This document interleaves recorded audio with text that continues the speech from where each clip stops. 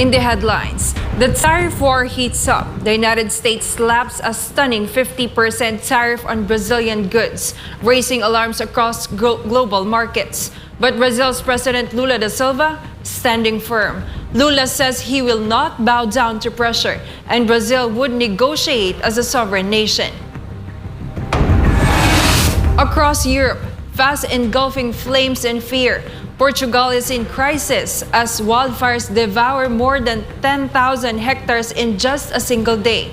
In neighboring Spain, soldiers have been called in as blazes rage through, triggering evacuations and red alerts. A U-turn in Ukraine, where massive protests forced President Volodymyr Zelenskyy to pull back a controversial anti-corruption bill.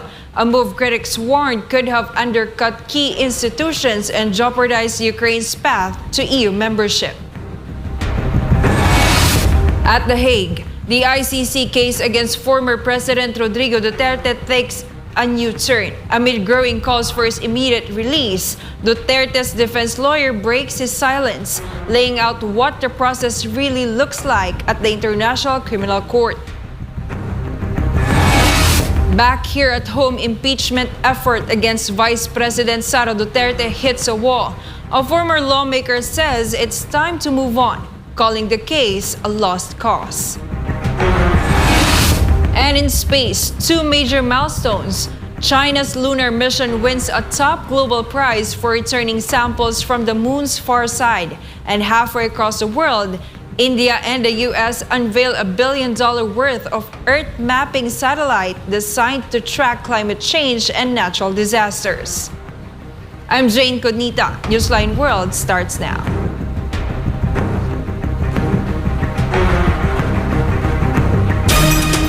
Raging wildfires are sweeping across parts of southern Europe, triggering mass evacuations, military deployments, and red alerts. In Portugal, flames have already scorched over 10,000 hectares in just one day. And in neighboring Spain, soldiers are being rushed in to help contain fast-spreading blazes in the west. More of this story from Sara Santos.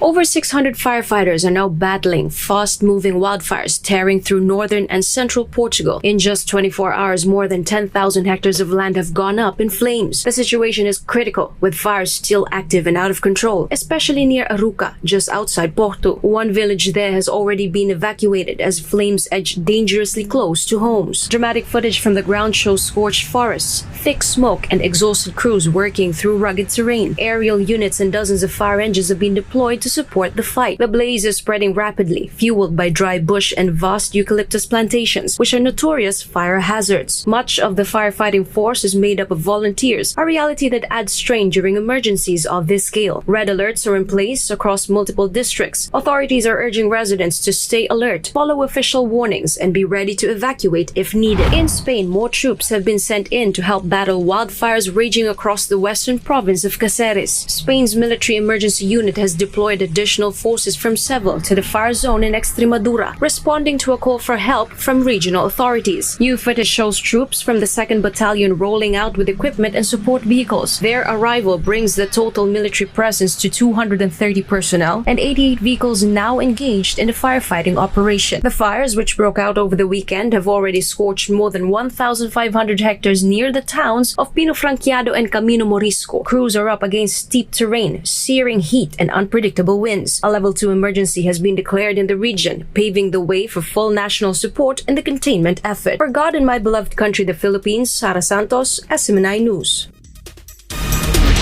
The United Arab Emirates continues to deliver life-saving aid through air and land. Now in its 4th straight day of operations, the UAE's Birds of Goodness mission continues to reach areas cut off from vital supplies. In close coordination with Jordan, the UAE completed its 57th airdrop over Gaza recently as part of its Birds of Goodness initiative to provide emergency aid to some of the enclave's hardest hit areas.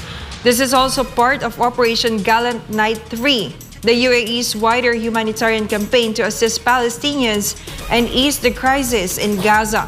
The air mission targeted zones that remain inaccessible by land due to ongoing conflict and infrastructure damage. According to UAE's official news agency, a total of more than 3,700 tons of aid have now been dropped since the mission began, using nearly 200 specialized aircraft for precision delivery to the most vulnerable. Underground, the UAE also sent 58 relief trucks through multiple land crossings, bringing additional food and water. Work also continued on extending water pipelines from desalination plants to help improve daily living conditions in Gaza Strip. Amid growing calls for the release of former President Rodrigo Duterte from the custody of the International Criminal Court, his defense lawyer breaks silence to clarify the legal process and limitations. Here's MJ Mondihar with the details. I want to make it clear. Attorney Nicholas Kaufman, lead counsel of former President Rodrigo Duterte, firmly denied that they are the ones causing delays in the case at the International Criminal Court, or ICC, despite criticisms from certain individuals. In an interview held in the Netherlands, the lawyer emphasized that the judicial process of the ICC must be followed in order for Duterte to be released promptly. Regarding the former president's request for provisional release, Kaufman stated that they're doing everything they can to have it approved. However, he clarified that they cannot proceed with the said request without first obtaining the sensitive information that is crucial to the process. According to Kaufman, he has been trying to obtain the said information for quite some time. However, he said that he cannot explain the details of it to the public at this time. This was Kaufman's statement during his previous interview outside the ICC on July 24th. The nature of the delays and the obstacles are confidential, but they are the information that we haven't received, because that's basically the substance of our application is, in our opinion, crucial for determining an issue which could potentially bar the holding of the confirmation of charges hearing. Amid the issue, Attorney Kaufman also criticized the proposal to file a case against the government of Netherlands for its supposed role in bringing Duterte to The Hague. According to him, caution must be exercised in taking such actions to avoid further delays in the process of his client's release. The lawyer added that he has nothing to apologize for when it comes to being thorough with his work, even if it doesn't meet the pace expected by others. What matters most, he said, is that the former president fully understands each step being taken by the legal team and has given his consent to all their actions. It can be recalled that 3 senators have filed a resolution calling for the immediate return of Duterte to the Philippines. I think such an initiative on behalf of the senators is to be welcomed, because it basically expresses the will of the people. However, the judges rule on evidence and rule on risk factors. So whatever these senators say, and I welcome it, I really do welcome it, and I thank them for it. Regardless, the judges have a set of rules which they use to decide whether or not an individual should be released or not. For Danville of Philippines, MJ Mondihar, SMNI News. Up next, impeachment effort against Vice President Sara Duterte hits a wall. A former lawmaker says it's time to move on, calling the case a lost cause. And in space, 2 major milestones. China's lunar mission wins a top global prize for returning samples from the moon's far side. And halfway across the world, India and the US unveil a $1 billion worth of Earth mapping satellite designed to track climate change and natural disasters.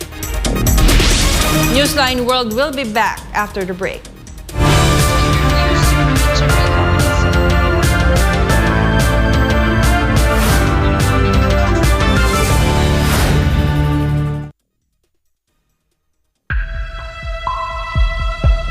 Sa kabila ng mga mas modernong kaalaman at teknolohiya, nananatiling matindi ang banta ng HIV sa Pilipinas. Pero gaano nga ba kalala ang sitwasyon? Ang HIV o Human Immunodeficiency Virus ay isang sakit na sumisira sa immune system ng katawan.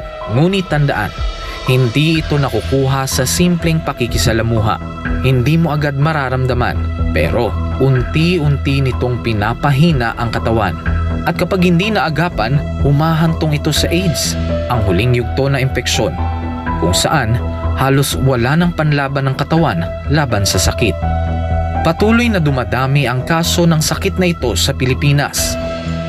Isang nakababahalang pagtaas. Umabot na sa 500% ang itinaas ng HIV cases sa mga kabataang edad 15 hanggang 25. Ayon mismo sa Department of Health, 56 na bagong kaso ang naitatala kada araw sa bansa mula Enero hanggang Marso 2025. At ang pinakamatinding apektado, ang kalalakihan at kabataang Pilipino. Dahil dito, ang Pilipinas na ngayon ang may pinakamataas na bilang ng bagong kaso ng HIV sa buong Western Pacific region.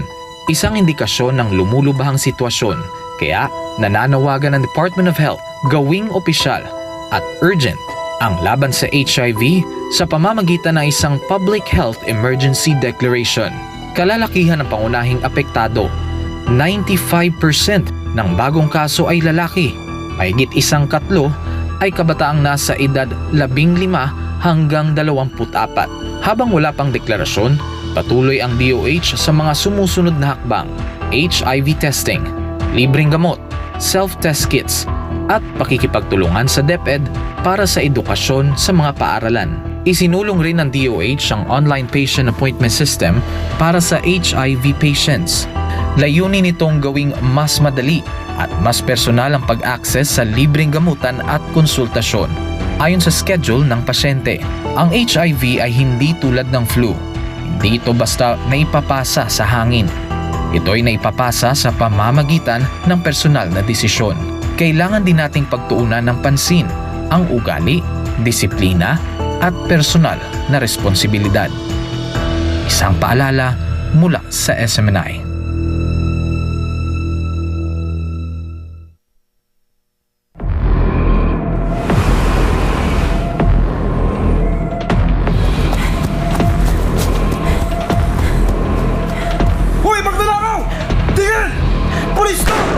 Hala, magnanakaw! Magnanakaw! Magnanakaw! Uy, magnanakaw! Magnanakaw! Magnanakaw! Ano kayang gagawin ko? Ipamimigay ko yung konti para tumigil sila sa pag-iingay. Pare, magnanakaw, namimigay ng pera. Eto ang sayo. Wow! Ang bait ng magnanakaw! Eto naman sayo. Kuya, yung eto share ko! Sana Huwag ka nang maingay. Eto pa. Tama na yan. Nakikipalato lang kayo eh. Huwag nang maingay.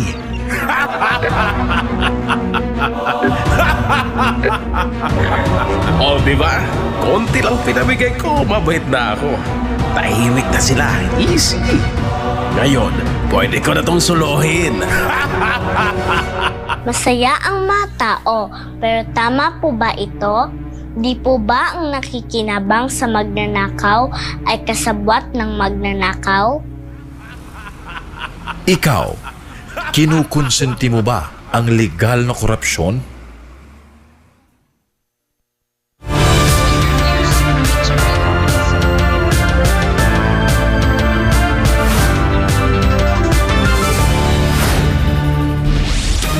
A former lawmaker has a message for lawmakers who continue to push for the impeachment of Vice President Sara Duterte. MJ Mondehar has this report.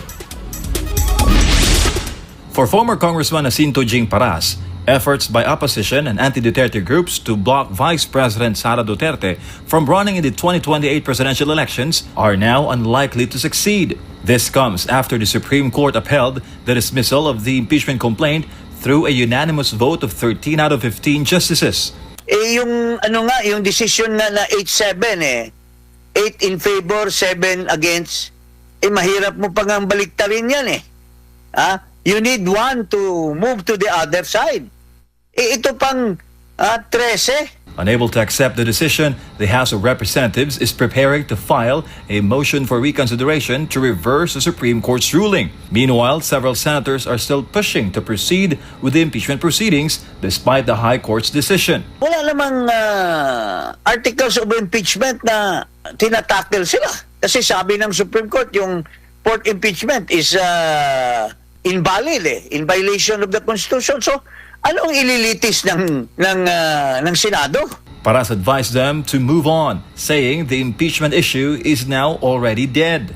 So, The natural cause is, or the natural tendency is for them to move on and set aside the issue of impeachment. According to the Supreme Court, another impeachment complaint against VP Sara may not be filed until February 6, 2026. But for Paras, it would no longer be practical, and it's unlikely that anyone in Congress would pursue it. And if someone does, he insisted that the case is already stale and will not gain support from lawmakers.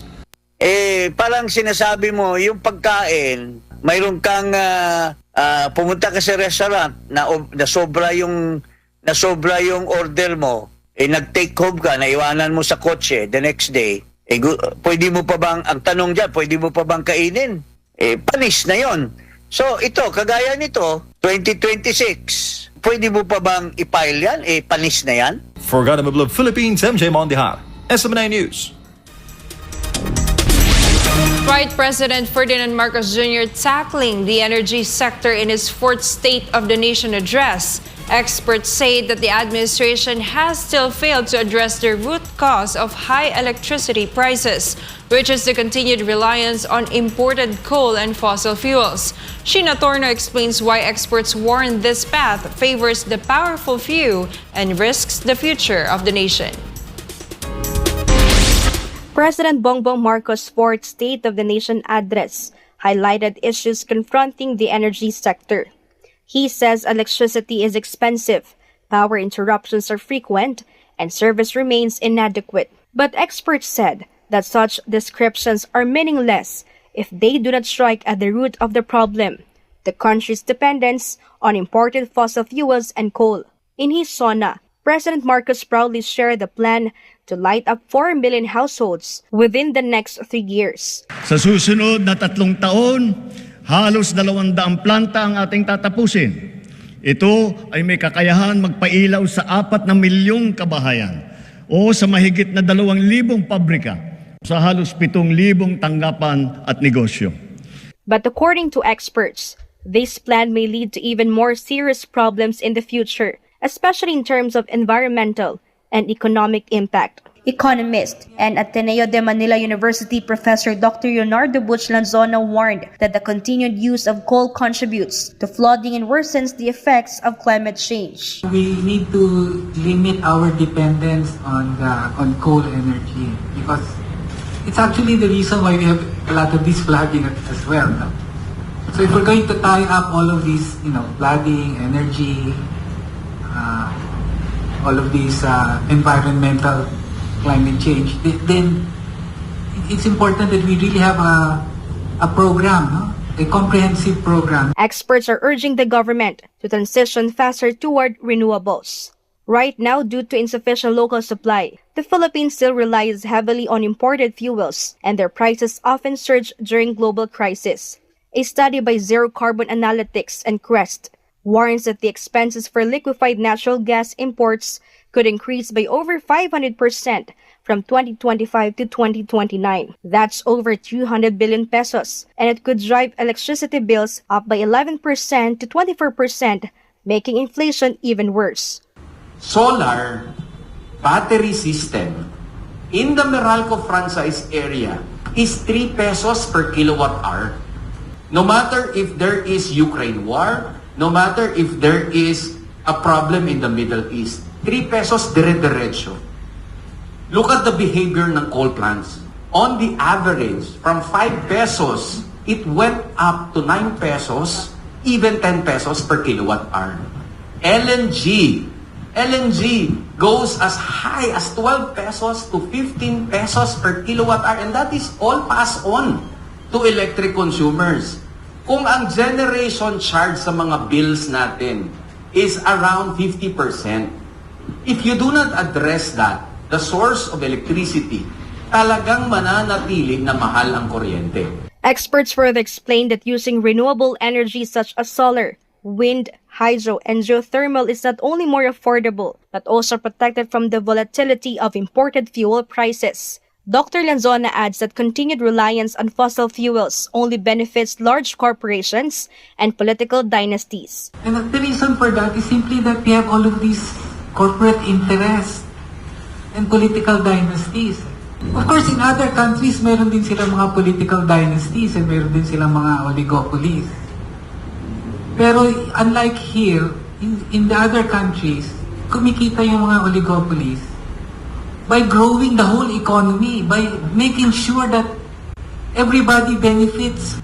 Dito, ang gusto nito mga political dynasties and mga corporate interests, gusto nila sila lang yung gusto nilang yumaman eh. Experts stress that there is a solution, but it requires real political will and the prioritizing of the welfare of the people over the interest of powerful few. As electricity rates continue to rise, experts are urging the government to take the transition to cleaner and more affordable energy seriously for the benefit of the great majority. For God and for my beloved Philippines, this has been Sheena Torno, SMNI News. The Anti-Red Tape Authority, or ARTA, has posted a near-perfect resolution rate in addressing red tape complaints. The agency is ramping up efforts in line with its mandate to enforce the national policy on ease of doing business. Here's this report from Creslin Catarong. In his fourth State of the Nation address, President Ferdinand Marcos Jr. acknowledged the public's growing disappointment with the quality of government services. Malinaw sa akin ang mensahe ng naging resulta ng halalan. Bigo at dismayado ang mga tao sa pamahalaan, lalo na sa mga pangunahing serbisyo. ARTA Director General Ernesto Perez said the President's statement reflects a widespread public sentiment over delays and poor performance in some government agencies. As an attached agency of the Office of the President, ARTA is mandated to implement reforms that simplify and speed up government transactions. Perez highlighted several tech-driven innovations, among them the Electronic Complaints Management System, or ECMS, a 24/7 platform powered by artificial intelligence, now integrated into the eGov.ph super app. He also introduced the ARTA Dashboard, a real-time monitoring tool that tracks the performance of government agencies and is accessible to the public and even to the President. Dito po sa Anti-Red Tape Dashboard na ating i-implement sa taong ito, lahat po ng taong bayan na mayroong reklamo, pwede po nilang gamitin itong dashboard na ito. At ang dashboard will also have access by the President, by government agencies. Gagamitin po natin itong dashboard na ito, accessible for all public and private stakeholders. Based on ARTA's report, the agency has achieved a 99% resolution rate in the cases it received. The remaining 1%, fewer than 200 cases, were immediately referred to the Office of the Ombudsman and the Civil Service Commission for appropriate action. Ang ARTA po ay isang ahensya that has that unique mandate of interconnecting government agencies, that has the mandate to capacitate and enable government agencies and at the same time enforce. And we have already resolved cases. Our resolution rate is almost 99%. Among ARTA's other programs are the Philippine Business Regulations Information System, the Anti-Red Tape Electronic Management Information System, and the Report Card Survey. All of these initiatives aim to streamline and improve the delivery of public services in the country. For God and my beloved country, the Philippines. This is Creslin Catarong, SMNI News. The Albanese government is introducing new legislation to further reduce the cost of medicines under the Pharmaceutical Benefit Scheme, delivering on its promise to make healthcare more affordable for Australians. Cristal Guanco has more. Starting January 1st, 2026, Australians will pay less for essential medicines, with the maximum price of Pharmaceutical Benefit Scheme or PBS-listed prescriptions for general patients dropping to just $25 Australian. That's the lowest it has been in more than 2 decades. The last time prices were this low was back in 2004. This marks a further reduction following the historic price cut in January 2023 when the cost of general PBS scripts was lowered from $42.50 to $30. The new measure represents a more than 20% decrease, expected to save Australians over $200 million annually. Since we're elected, we've delivered the largest cut to the cost of PBS medicines, and today we're going even further, because you should be able to afford the medicine you need without worrying about the cost. Pensioners and concession card holders will continue to benefit from the existing freeze on their co-payment, which remains at $7.70 until 2030. The government has also implemented several key measures to ease medicine costs, including a 25% reduction in the number of prescriptions concession card holders need before reaching the PBS safety net, which took effect in July 2022. In September 2023, 60-day prescriptions were introduced, allowing patients with ongoing conditions to receive more medication per visit. Starting January 2025, co-payments were frozen and will no longer rise with inflation. For the first time in 25 years, this has been done. The government says the initiative is part of its broader effort to ease cost of living pressures. The upcoming legislation will also ensure pharmacists can continue discounting eligible medications even as the co-payment cap is lowered. For God and my beloved country, the Philippines, Cristal Guanco, SMNI News. China and India marked major milestones in space exploration this week. China celebrates a historic international award for its moon mission, while India and the United States marked the launch of a cutting-edge Earth observation satellite. Find out more about this with Andrea Santos.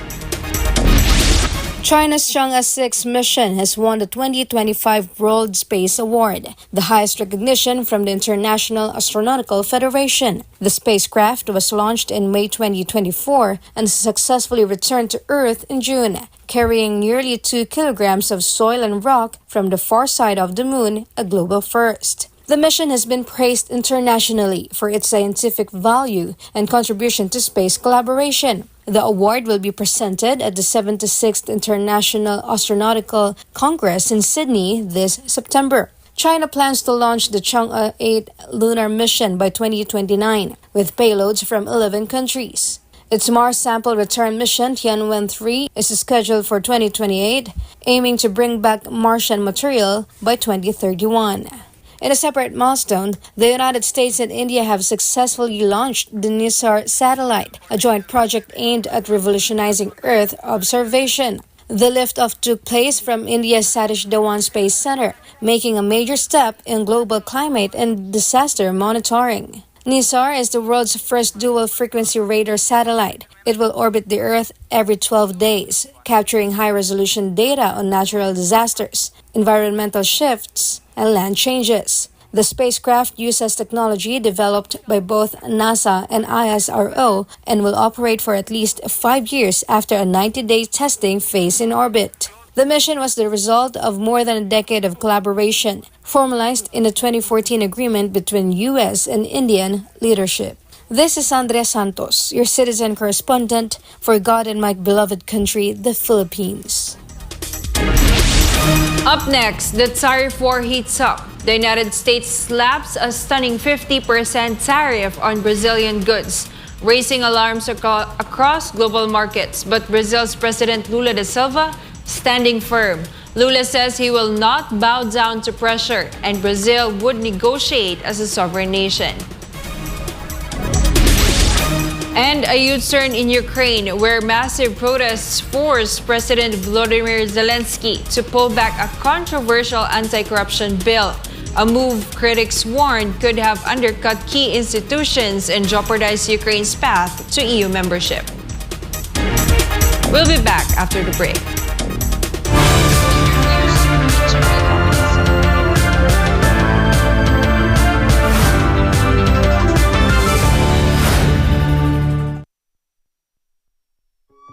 Maging ligtas, maging handa. Narito ang ilang paalala kung sakaling tumama ang lindol. Maghanda ng emergency kits na may lamang flashlight, pito, first aid kit, tubig at pagkain. Alamin ang emergency exits sa inyong bahay, paaralan o opisina. Habang lumilindol, magtago sa ilalim ng matibay na lamesa upang maprotektahan ang sarili sa mga nahuhulog na bagay. Lumayo sa mga bintana at mabibigat na gamit na maaring mahulog. Kung ikaw ay nasa labas, lumayo sa mga gusali, puno o poste na maaaring matumba. Kung ikaw ay nagmamaneho, itabi at ihinto ang sasakyan at lumabas. Pagkatapos ng lindol, gamitin ang hagdan sa paglabas ng gusali at huwag gumamit ng elevator. Maging alerto sa aftershocks at manatili sa open space kung kinakailangan. Maging ligtas at maging handa sa anumang sakuna. Ang paalalang ito ay hatid sa inyo ng SMNI.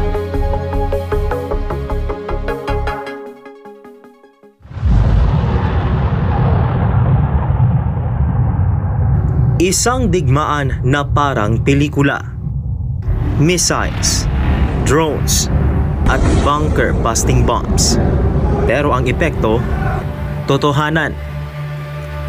Daan-daang patay, wasak na infrastruktura, at nagmahal ang presyo ng langis na nakaapekto sa pandaigdigang merkado. Ito ang tinaguriang 12-day war o 12 araw na gyera sa pagitan ng Iran at Israel. Isang gyerang nagbago sa takbo ng politika, ekonomiya at seguridad, hindi lang sa Middle East kundi sa buong mundo. Hunyo 13, 2025, binomba ng Israel ang Iran para pigilan ang umano'y pagbuo ng nuclear weapons. Gumanti ang Iran. Libu-libong missiles at drones ang pinakawalan na ikinamatay ng 28 sa Israel. Sa loob ng 12 araw, kaliwat kanang opensiba ang inilunsad ng magkabilang panig. Hunyo 22, sumali na ang Amerika. 3 nuclear sites sa Iran ang binomba gamit ang B-2 stealth bombers sa Isfahan, Fordo at Natanz. Sabi ng US, layo nitong hadlangan ang nuclear program ng Iran. Pero para sa Tehran, ito raw ay pagtalikod sa diplomasya. Hunyo 24, inanunsyo ni US President Donald Trump ang ceasefire sa pagitan ng Israel at Iran. Pero ilang oras pa lang, muling nagkagirian. May ulat ng missile strike ng Iran na itinanggi nito kaya gumanti ang Israel. Sa huli, tumigil din ang putukan. Parehong panig nagdeklara ng tagumpay. Parehas ding nagturuan kung sino nga ba ang lumabag sa ceasefire. Ngunit para kay Trump, pareho lang lumabag ang dalawang panig. Bandang gabi ng Hunyo 24, tumalab na rin sa wakas ang ceasefire. Ngunit habang pansamantalang natahimik ang putukan, nananatiling mainit ang mga tanong. May saysay pa ba ang diplomatikong kasunduan kung nauuna pa rin ang dahas? Marami ang umaasang ang tigil putukan ay simula ng mas mahinahong diskusyon. Pero ang duda nananatili. Sa Israel, nagtago ang mga sibilyan sa mga bomb shelter. Habang sa Iran, maraming taga-Tehran ang napilitang umalis sa kanilang mga tahanan patungong Turkey at Armenia para makaligtas sa gulo. Sa Iran, ayon sa Health Ministry nila, 610 na ang patay, 4,746 ang sugatan. Sa Israel, 28 ang nasawi, ayon sa Army Radio. Marami rin sa military commander at scientist ng Iran ang nasawi. Sa Israel, umabot sa $8.7 bilyong ang kabuang gastos sa digmaan. Katumbas ito ng halos $725 milyong kada araw sa loob ng 12 araw. Habang ang Iran, nahirapang makabangon dahil sa nasirang pasilidad. Matapos ang deklarasyon ng ceasefire, nakatutok na ulit ang puwersa ng Israel sa Gaza. Ang Iran, walang plano na agad makipagnegosasyon sa Estados Unidos.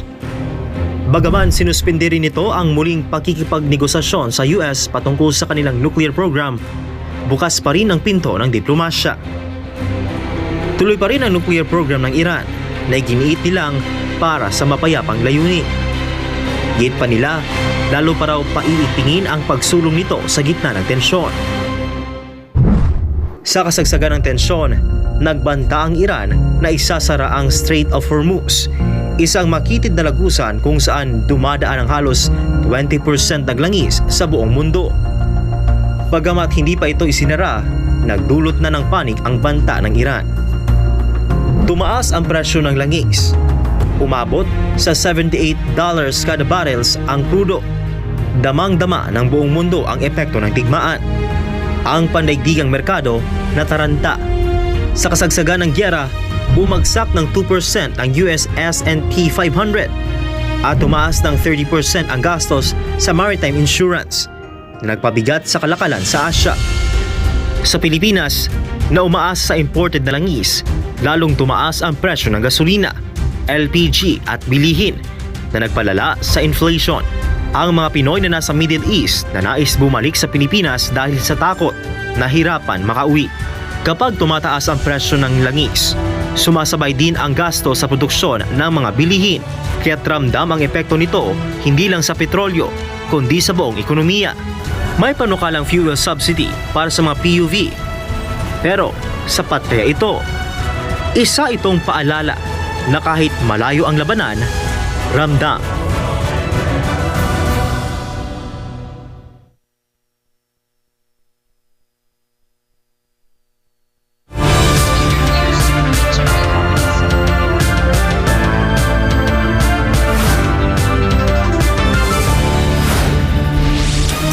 The United States slaps a massive 50% tariff on Brazilian goods, sparking global concern. But Brazil's President Luiz Inácio Lula da Silva says he's not backing down. Here's my story. Brazil is facing economic impact after U.S. President Donald Trump signed an executive order to impose 50% tariffs on imports from South America's largest economy. The measure, expected to take effect next week, is widely seen as political retaliation over the prosecution of Trump's far-right ally, former Brazilian President Jair Bolsonaro. Bolsonaro is currently facing possible decades in prison, accused of attempting a military coup to prevent Lula from taking office after losing the 2022 election. But Lula remains unafraid of the backlash. In an interview with the New York Times, Lula warned against turning U.S.-Brazil relations into a lose-lose situation, but made it clear that Brazil would not be bullied. Lula emphasized that while Brazil is open to economic dialogue, it refuses to enter talks from a position of weakness. He said Brazil will always act as a sovereign and equal player on the global stage. Lula also said he hopes cooler heads will prevail, stressing the need for balance and realism, not bravado. The Brazilian president underscored the importance of mutual respect, warning that diplomacy fails when either side grandstands or blindly concedes. However, Lula stood firm on one non-negotiable issue: the legal case against Bolsonaro. The president made it clear that justice must take its course. Não são feitas pelo governo. As acusações são feitas pelas delações de amigos generais e coronéis, sabe, de dentro do governo Bolsonaro, e a acusação é feita pela Procuradoria-Geral da República, que tem total autonomia. E, para mim, o processo tem que transcorrer livremente, sem intromissão da política nesse processo. Aqui no Brasil, a lei é para todo mundo. He also sent a direct message to Trump, urging him not to drag the citizens of both nations into political crossfire over Bolsonaro's alleged coup plot. Lula called on Trump to consider the broader consequences of his tariff decision, warning that millions of lives and livelihoods could be affected over a political grudge. This has been Jayne Codnita, your citizen correspondent for God and my beloved country, the Philippines. In Ukraine, thousands took to the streets, forcing former President Vladimir Zelenskyy and lawmakers to reverse course on a controversial anti-corruption law.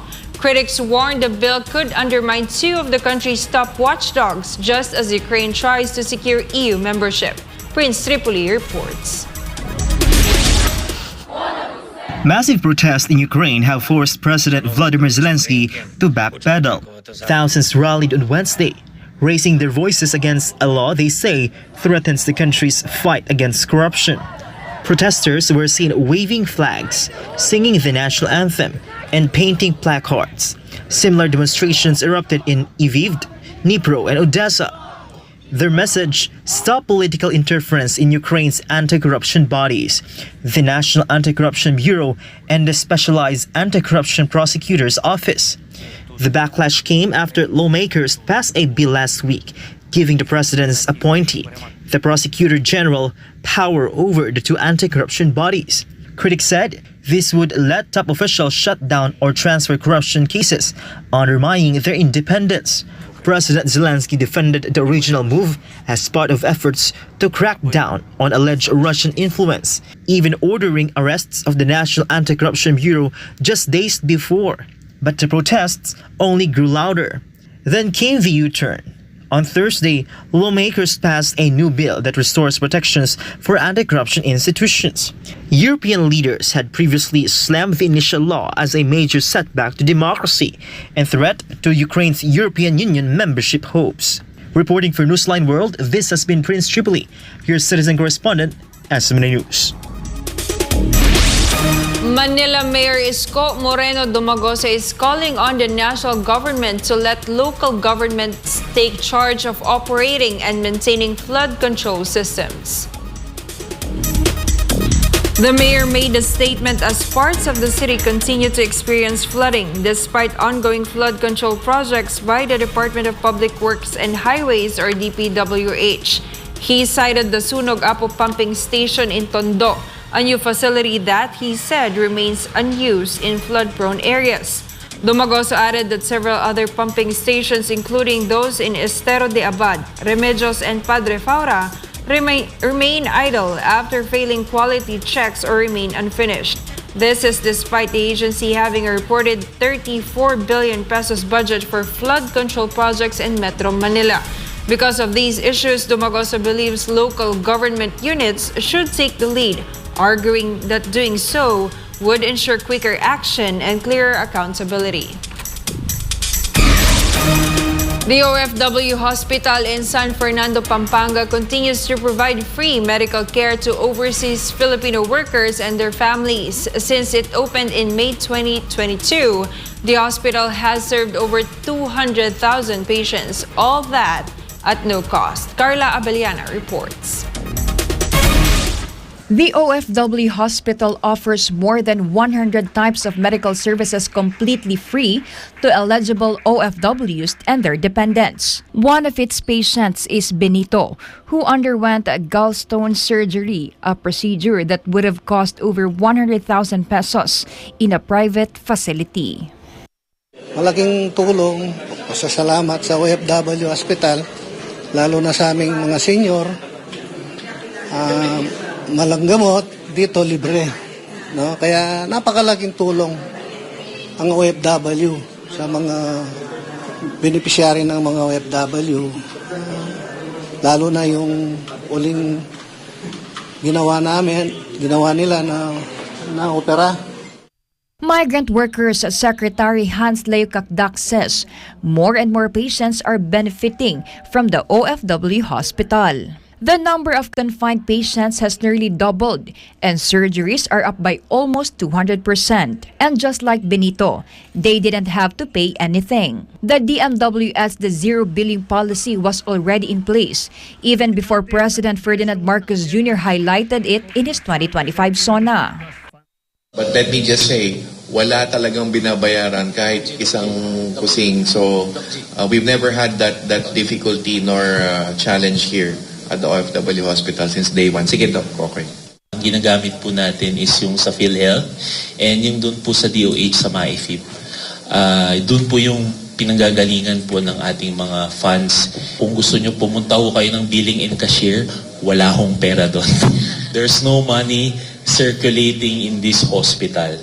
So wala hong binabayaran ang pasyente po dito. I'd just like to answer the funding and bakit pa no balance billing, and we don't want it not recognized because we want to honor our counterparts from OWA who also support our patients as far as the fundings are concerned. So thank you po sa OWA. The OFW hospital, in partnership with the DMW, is also working to complete its roster of specialists to better serve OFWs and their families. So sa ngayon, meron po tayong mga iba't ibang mga espesyalista katulad po ng cardiologist, mga espesyalista sa puso, sa bato, ang ating mga nephrologists. Kapag nangangailangan po ng operasyon sa bato, meron din po tayong mga sirohano, ang ating urologists. Meron din po tayo para sa mga na-stroke natin, meron na rin po tayong available na neurologist ngayon. at iba-iba pong mga sirohano katulad ng orthopedic surgeon. Meron na rin po tayo sa ENT, yung mga nangangailangan po ng operasyon sa tenga, sa ilong, at ophthalmologist sa mata rin po. In addition to existing services, maternity care is also offered free of charge to eligible patients. For those who cannot travel to San Fernando, Pampanga, partner hospitals across the country, in coordination with the Department of Health, are ready to assist. Ang bukod sa ospital, ang direktiba ng Pangulo kinasected sa DOH is magtayo ng mga wings or wards sa mga government hospitals. So nagsagawa ang DOH ng ganon. And so yan ay gumagana na. So mga hospital, OFW wings in various government hospitals all across the country. Here's a look at who's eligible for free medical services at the OFW hospital. Active OFWs, OFW spouse, children of OFWs, parents of the OFW, siblings, solo parent or legal guardian of the OFW's child. To avail of the free medical services, the following documents must be presented: passport or government-issued ID of the OFW, proof of relationship such as birth certificate, marriage certificate, senomar, school ID or solo parent ID, depending on the case. For God and my beloved Philippines, Carla Abellana, SMNI News. Up next, in Virginia, a political attack turns fiery as a man charged with attempted murder for allegedly setting a councilman on fire. It happened after a heated confrontation in Danville City. We'll delve more into that later on. Newsline World will return.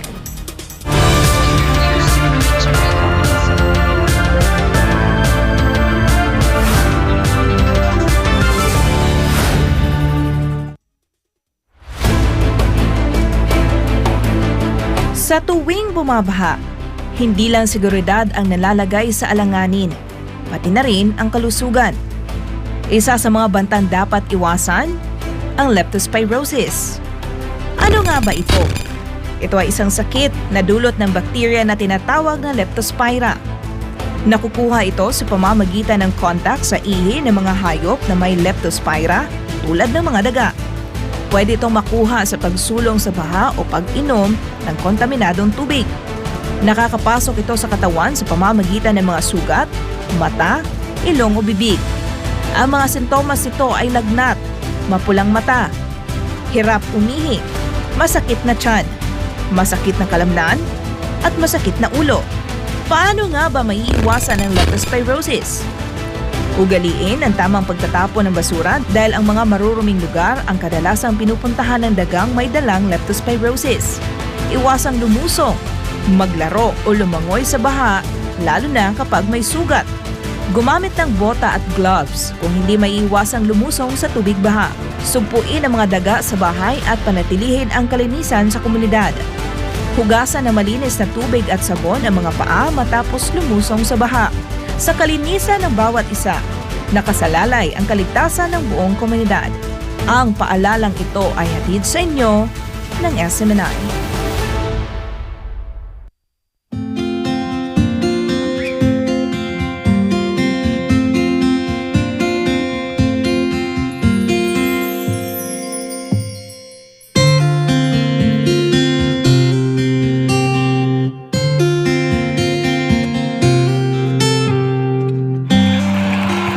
Children will grow up and bring the joy, the love, the peace, and compassion to the whole world.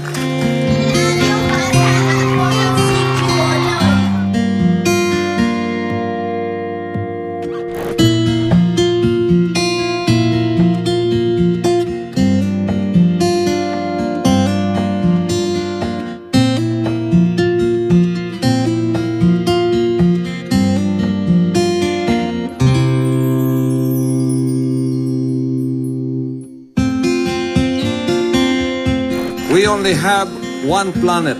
We only have one Earth. And I hope that this new generation of children that we have reached out will become millions and billions and bring peace on Earth. Bring peace to humanity.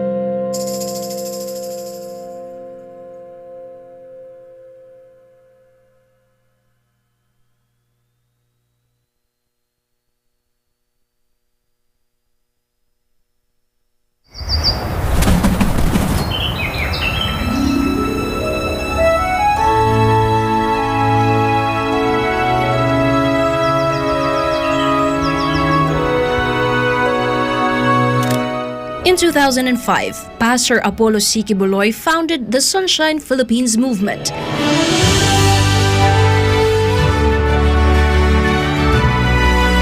A mission rooted in love for nature and nation. It began as an environmental and humanitarian initiative to reforest Mount Apo. Once barren, now a thriving and beautiful place. Through his initiative, thousands of trees have been planted across the Philippines, bringing life and hope to communities. His advocacy, One Tree, One Nation, is also a movement that calls for unity in preserving the environment. Because every tree planted is a step towards unity, healing, and a greater future.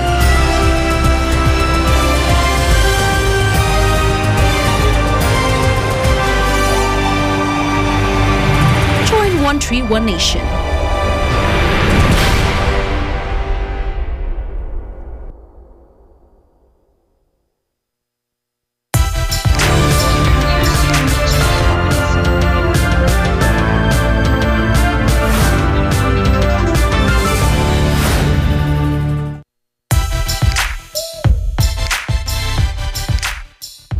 Two headline-making moments in the world of sports, one on dry land and the other in the water.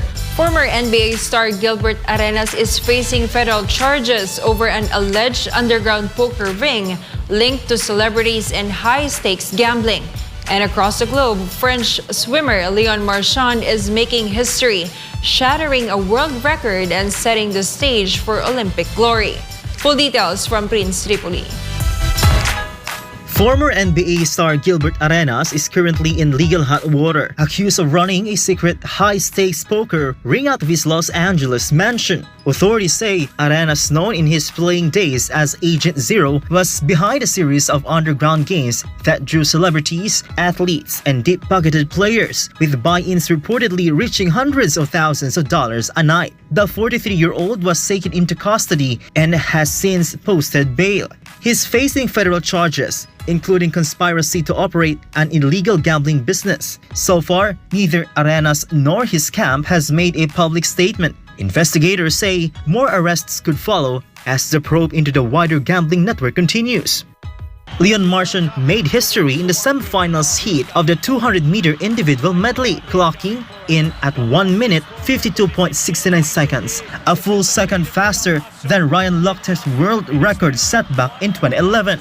The 22-year-old was calm and composed going into the race, and explosive once he hit the water. His performance stunned both fans and fellow competitors. All eyes are now on Marchand heading into Thursday finals, where he's the clear favorite for gold. With the Paris Olympics approaching, France may have just found its next swimming legend. This is Prince Tripoli, your citizen correspondent, bringing you the latest sports news. A disturbing report from South Africa's health ombud has uncovered serious neglect and mismanagement in two mental health hospitals in the Northern Cape. following the deaths of multiple psychiatric patients. The findings paint a grim picture of healthcare conditions in the province. Virgil Parba reports. A report by Health Ombud Professor Taule Moquena reveals alarming levels of neglect and mismanagement at the Northern Cape Mental Health Hospital and Robert Mangaliso Subukwe Hospital. Several psychiatric patients either died or suffered severe medical complications due to poor infrastructure, staff shortages, and outright negligence. We found that during this time when there was no electricity, patients were freezing to death, literally. Among the deceased, John Lowe, Cyprian Mahoro, Petrus de Bruen, and Chepo Mdimbaza. The probe revealed that one patient died of hypothermia, another of pneumonia, and a third of a stroke, all linked to extreme cold and lack of proper care. Electricity outages caused by vandalism left patients and staff in the dark, with nurses forced to use cell phone torches and non-working security locks heightening risk. The nurses were forced to work in the dark, and they had to improvise by using their old cell phone torches. The electromagnetic locks were non-functional. There was a major security. This constitutes, as you may imagine, a major security breach because mental hospital patients, they can wander around if they are not properly secured. Emergency resuscitation equipment and drugs were missing, resulting in preventable deaths. Staff were operating at just 53% capacity, and junior nurses were placed in charge of critical care units without adequate support. According to Moquena, while private hospitals nearby restored power within a month, NCMHH took nearly a year, a delay that proved fatal for several patients. Health Minister Dr. Aaron Motsoaledi, who initiated the investigation, said the conditions may warrant professional misconduct charges and called for the involvement of the Health Professions Council. The minister has since announced the creation of National Mental Health Review Committee to overhaul hospital management and ensure accountability in the public mental health system. This is Virgil Parba, your citizen correspondent for God and my beloved country, the Philippines. Train service from Bangkok to the Ban Klong Luk border checkpoint in Sa Kaeo province is back in operation after a temporary suspension due to recent clashes along the Thai-Cambodian border. The State Railway of Thailand, or SRT, says the final stretch of the Eastern Line between Aranya Pratet and the border station is once again open to the public. This segment was closed on July 26 as a precautionary measure during the conflict. With services now restored, both locals and tourists can once again travel the full route of the Eastern Line. Train schedules are available online and at railway stations. Travelers heading to the Thai-Cambodian border can now breathe a sigh of relief. The SRT has also reaffirmed its commitment to passenger safety and reliable service across all routes. Some hopeful news on the global food situation. Hunger levels have gone down for the second straight year. But as the United Nations warns, not everyone is seeing the benefits. Millions in Africa and West Asia are still facing worsening food insecurity. This report from Carla Beliana. There has been global hunger is slowly easing according to a new United Nations report. The 2025 State of Food Security and Nutrition in the World, or SOFI, shows around 15 million fewer people went hungry in 2024 compared to the year before. That's a drop from 8.5% of the global population in 2023 to 8.2% in 2024. A sign of progress led by countries in Southeast Asia, South Asia, and South America. But experts warn that not all regions are improving. Parts of Africa and West Asia, including the war-torn Gaza Strip, saw hunger worsen significantly. In Gaza alone, more than 1.1 million people were hit by extreme hunger in 2024. This is double the number from late 2023. Chief economist of the UN Food and Agriculture Organization, Maximo Torero, explains the main drivers of global hunger: war, weak economies, and rising prices. The first one of all is conflict. conflict is affecting enormously many of the countries, and many of the countries which are in food crisis are mostly because of conflict. But also we have the macroeconomic issues, the slowdowns and downturns, which is affecting those economies. Food has become significantly more expensive worldwide since 2021, hitting the poorest families hardest. The SOFI also show us that the food prices has been increasing more and faster than the prices of other commodities. That means the food inflation has been faster and higher than the non-food inflation. And that, of course, affects the most vulnerable people, which their share of expenditures in food is higher than in other commodities. By 2030, hunger numbers are expected to continue falling. But even then, over 500 million people will still not have enough to eat, and most of them are in Africa.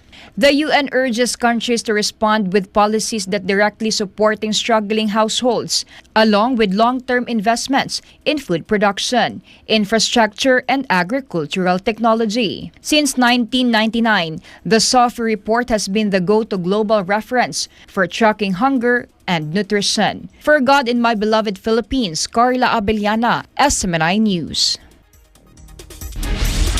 A 29-year-old man was charged with attempted murder for setting a councilman on fire after a confrontation at Danville, Virginia last Wednesday, July 30. Here's my report. Southern Virginia police have charged 29-year-old Shotzi Michael Buck Hayes with attempted murder after reportedly dousing Danville City Councilman Lee Vogler with a flammable liquid and setting him on fire. Witnesses of the incident told police that Hayes forced his way into the office, threw the flammable liquid on Vogler, and when he exited the building, set him on fire. The owner of Showcase magazine posted this video about 24 hours ago.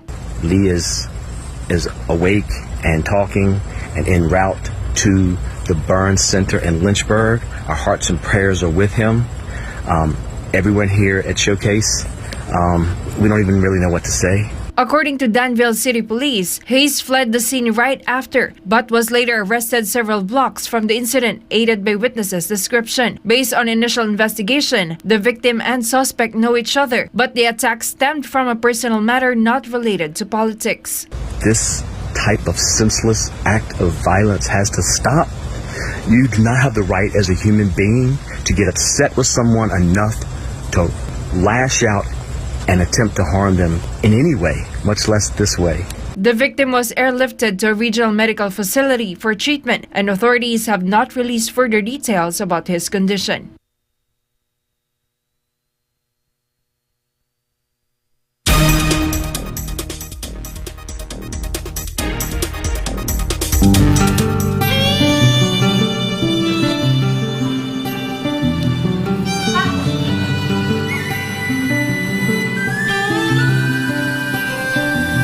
Winning and losing begin in the mind, and your mind is the womb of your faith.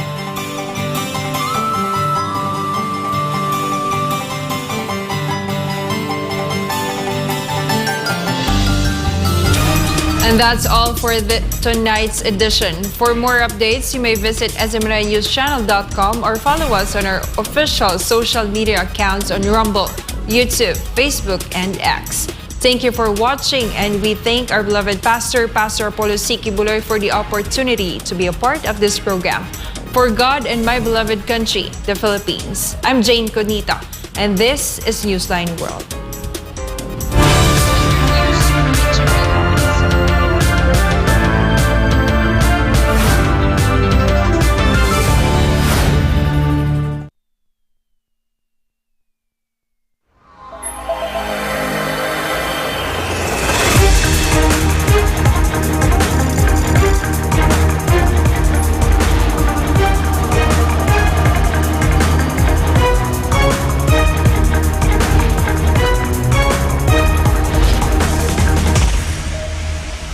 This is SMNI News Channel.